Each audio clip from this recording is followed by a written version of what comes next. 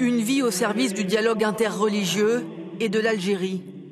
Hubert de Chergé est le frère du moine Christian, qui était responsable de la communauté.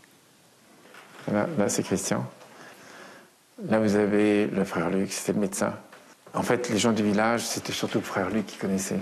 Il soignait tout le monde gratuitement. Il ne regardait pas s'ils étaient armés ou pas. Dans leur monastère de Tibérine, les moines vivent en harmonie avec leurs voisins musulmans. Mais cette fraternité quotidienne est mise à rude épreuve.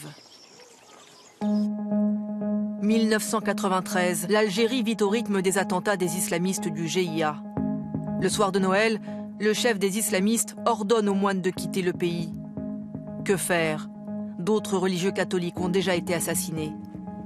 Le père Armand Veilleux est l'un des derniers à avoir rendu visite aux frères de Tibérine.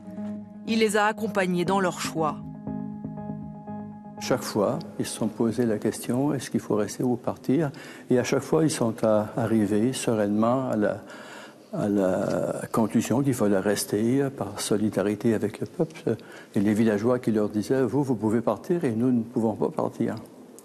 Le 26 mars 1996, un commando du GIA enlève 7 des 9 moines et revendique leur assassinat. Les circonstances de leur mort ne sont toujours pas élucidées. Peu importe pour l'Église et pour le père Georgeon.